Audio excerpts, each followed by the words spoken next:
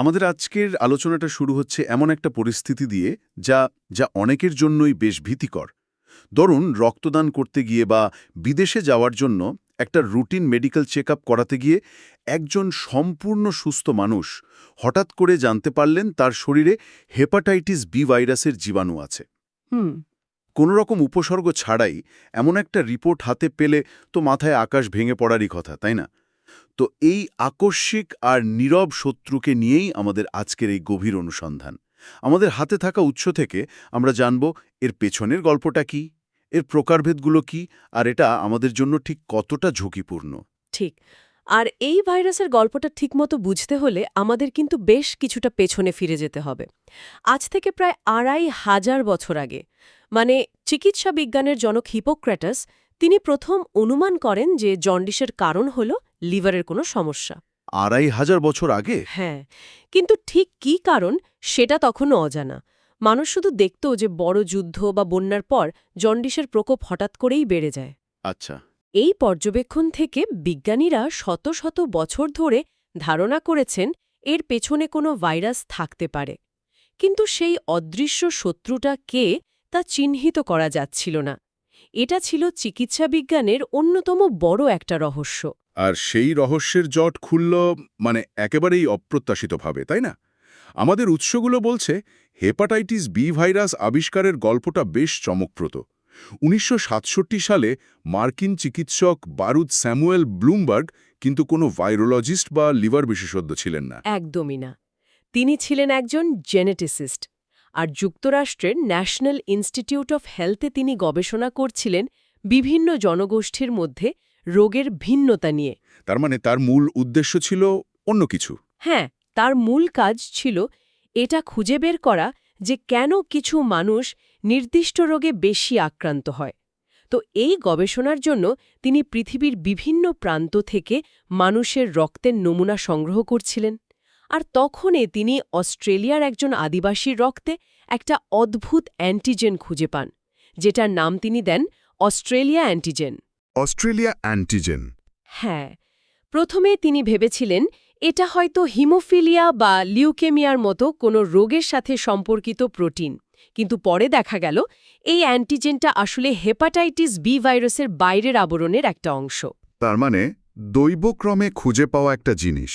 একদম, দৈবক্রমেই তিনি এই ভাইরাসটি খুঁজে পান এবং চিকিৎসা বিজ্ঞানের এক যুগান্তকারী রহস্যের সমাধান করেন। আমি এখানে একটু থামতে চাই। তার মানে তিনি আসলে রক্তের জেনেটিক ভিন্নতা নিয়ে কাজ করতে গিয়ে এমন একটা ভাইরাস খুঁজে পেলেন যা লিভারকে আক্রমণ করে। এটা তো অসাধারণ।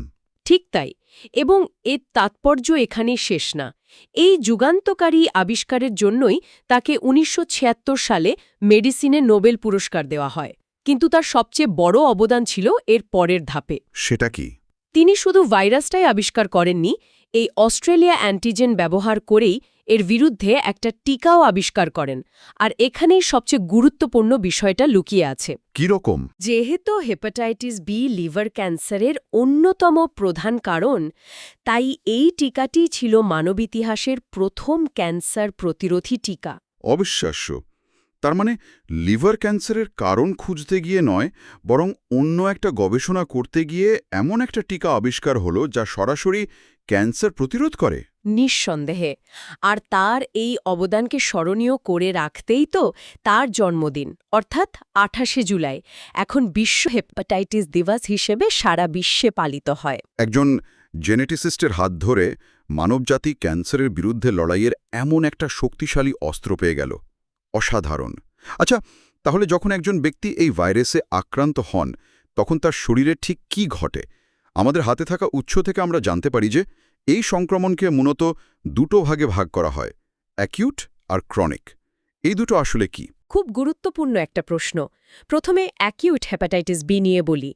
যখন একজন প্রাপ্তবয়স্ক মানুষের শরীরে ভাইরাসটা ঢোকে, তখন তার রোগ প্রতিরোধ ব্যবস্থা, মানে ইমিউন সিস্টেম, ভাইরাসটাকে শত্রু হিসেবে চিনে ফেলে আর এর বিরুদ্ধে যুদ্ধ শুরু করে। আর এই যুদ্ধের ফলে? হ্যাঁ, এই সংঘর্ষের পার্শ্বপ্রতিক্রিয়া হিসেবেই জন্ডিস, খাবারে অরুচি, বমিভাব বা শরীর ব্যথার মতো উপসর্গগুলো দেখা দেয়।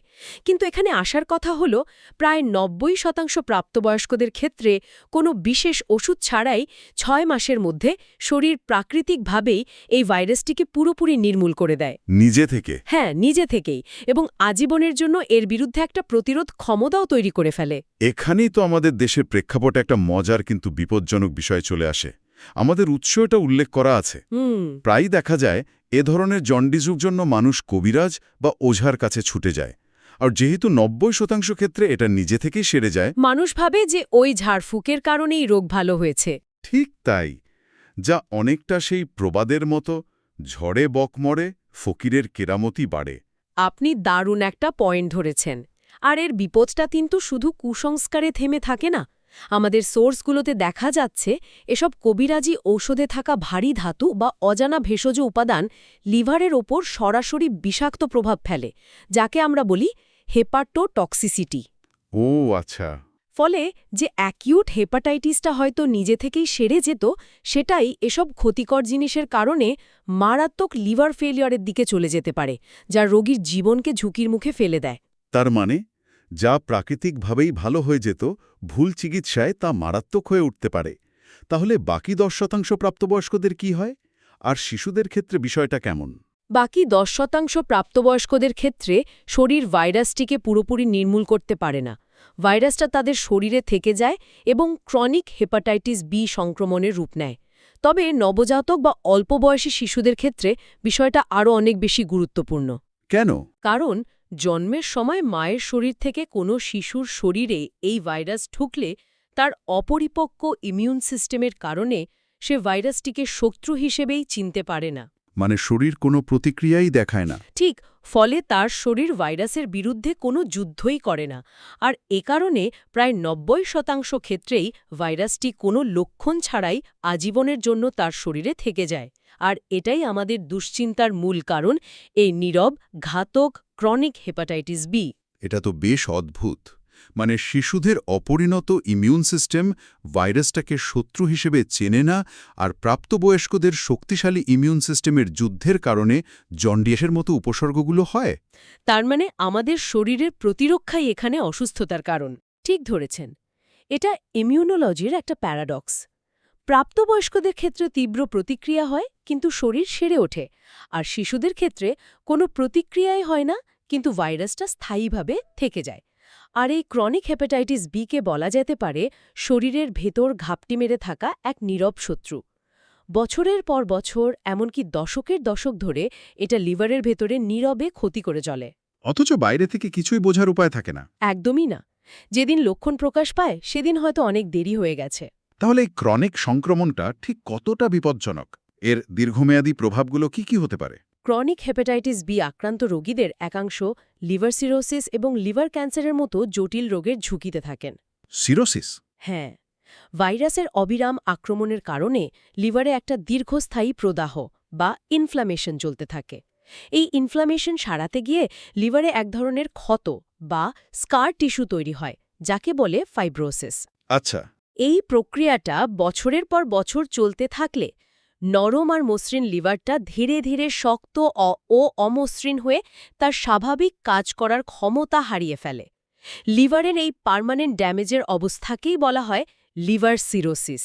আর সবচেয়ে ভয়ের বিষয় হলো আমাদের সোর্সগুলো বলছে হেপাটাইটিস বি ভাইরাস অনেক সময় সিরোসিস ছাড়াই সরাসরি লিভার ক্যান্সার তৈরি করতে পারে। এটা কিভাবে সম্ভব? হ্যাঁ, এটাই হেপাটাইটিস বি ভাইরাসের অন্যতম ভয়ঙ্কর একটি বৈশিষ্ট্য। এই ভাইরাসটি সরাসরি আমাদের লিভার সেলের ডিএনএর ভেতরে ঢুকে যেতে পারে। ডিএনএর ভেতরে? হ্যাঁ, আর সেখানে ঢুকে সেলের স্বাভাবিক কার্যক্রমকে ব্যাহত করে ক্যান্সারাস সেলে রূপান্তরিত করতে পারে। এ কারণেই ক্রনিক হেপাটাইটিস বিতে আক্রান্ত রোগীদের সারা জীবন একজন বিশেষজ্ঞ চিকিৎসকের ফলো আপে থাকতে হয়, যাতে যে কোনো জটিলতা শুরুতেই ধরা পড়ে। ঠিক তাই। নিয়মিত পরীক্ষার মাধ্যমে লিভারের অবস্থা পর্যবেক্ষণ করতে হয়, যাতে সিরোসিস বা ক্যান্সারের মতো সমস্যা প্রাথমিক পর্যায়ে নির্ণয় করা যায়।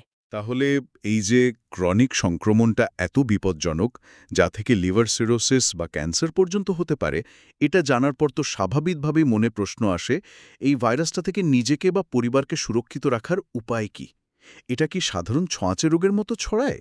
না, এটা একটা রক্তবাহিত রোগ, সাধারণ ছোঁয়াচে রোগ নয়।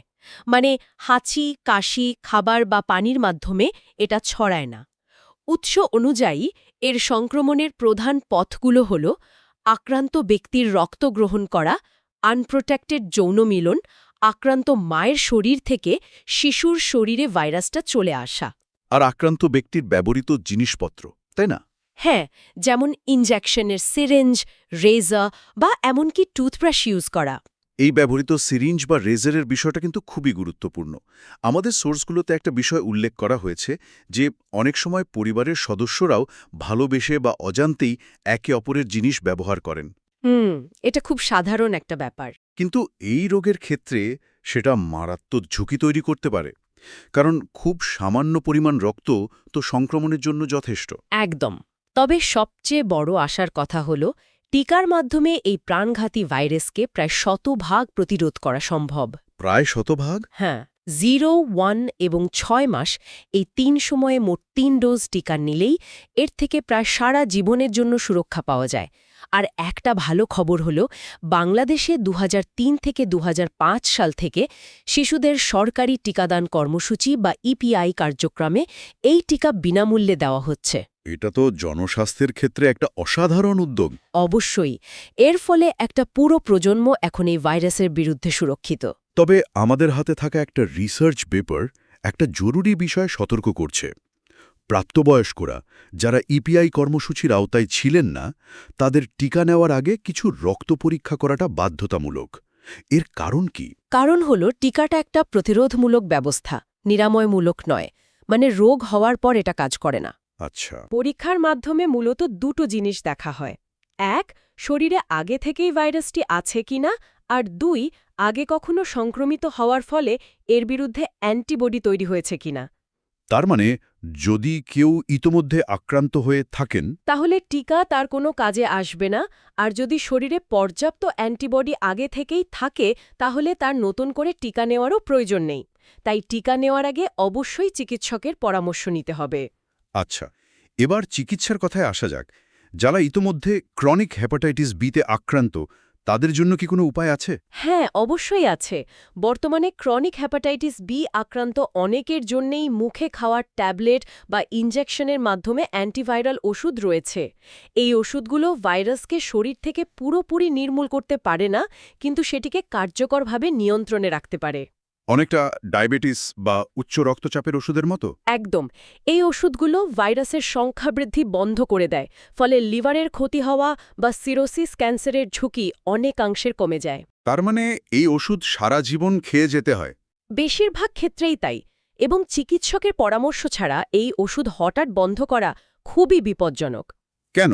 কারণ এতে ভাইরাসটি আবার দ্রুত গতিতে বংশবৃদ্ধি শুরু করে লিভারের মারাত্মক ক্ষতি করতে পারে, যাকে আমরা রিঅ্যাক্টিভেশন ফ্লেয়ার বলি। তাই নিয়মানুবর্তিতা এখানে খুব জরুরি। তবে ভবিষ্যতের জন্য আশার আলো তো রয়েছে। যেমনটা আমরা জানি, হেপাটাইটিস সি ভাইরাস, যা একসময় ক্রনিক লিভার রোগের অন্যতম কারণ ছিল, তা এখন মাত্র 8 থেকে 12 সপ্তাহের ওষুধেই সম্পূর্ণ নির্মূল করা যায়। হেপাটাইটিস বির ক্ষেত্রেও কি তেমন কোনো সম্ভাবনা দেখা যাচ্ছে? বিজ্ঞানীরা ঠিক সেই লক্ষ্যেই কাজ করে যাচ্ছেন। বিশেষ করে জিন এডিটিং টেকনোলজি, যেমন CRISPR-Cas9 প্রযুক্তি নিয়ে ব্যাপক গবেষণা চলছে। CRISPR-Cas9 এটা কি জিনিস? এটার মূল ধারণা হল ভাইরাসের যে ডিএনএ আমাদের লিভার সেলের ভেতর লুকিয়ে থাকে, সেটিকে একটা আণুবীক্ষণিক কাঁচির মতো ব্যবহার করে কেটে কোষ থেকে বের করে দেওয়া। মানে আপনি বলছেন ঠিক যেভাবে আমরা একটা ওয়ার্ড ডকুমেন্টে ভুল বানান খুঁজে ডিলিট করে দিই, বিজ্ঞানীরা ভাইরাসের জেনেটিক কোডটাকেও শরীর থেকে সেভাবে মুছে ফেলার কথা ভাবছেন। এটা তো সায়েন্স ফিকশনের মতো শোনাচ্ছে। কিছুটা সেরকমই, যদিও এটা এখনও গবেষণার পর্যায়ে আছে এবং মানুষের ওপর প্রয়োগের জন্য আরও অনেক পথ পাড়ি দিতে হবে। তবে বিজ্ঞানীরা আশা করছেন যে অদূর ভবিষ্যতে এই প্রযুক্তির মাধ্যমে হেপাটাইটিস বি ভাইরাসেরও স্থায়ী নিরাময়ের ওষুধ আবিষ্কার করা সম্ভব হবে। এটা সফল হলে চিকিৎসা বিজ্ঞানে আরেকটি বিপ্লব ঘটবে। তাহলে আজকের আলোচনা থেকে আমরা কয়েকটি খুব গুরুত্বপূর্ণ বিষয় জানলাম। একজন জেনেটিক্সিস্টের দৈবক্রমে করা একটি আবিষ্কার, যা শুধু একটি ভাইরাসকেই শনাক্ত করেনি, বরং মানবজাতিকে ক্যান্সারের বিরুদ্ধে প্রথম টিকা উপহার দিয়েছে। আমরা অ্যাকিউট ও ক্রনিক সংক্রমণের পার্থক্য আর এর পেছনে ইমিউনোলজিক্যাল প্যারাডক্সটাও বুঝলাম। আর সবচেয়ে বড় কথা হলো, এই মারাত্মক রোগ প্রতিরোধের জন্য একটি অত্যন্ত কার্যকর টিকা আমাদের হাতে রয়েছে। কখনো কারো হেপাটাইটিস বি ধরা পড়ে, তবে আতঙ্কিত না হয়ে একজন বিশেষজ্ঞ চিকিৎসকের কাছে কয়েকটি বিষয় পরিষ্কারভাবে জেনে নেওয়া জরুরি।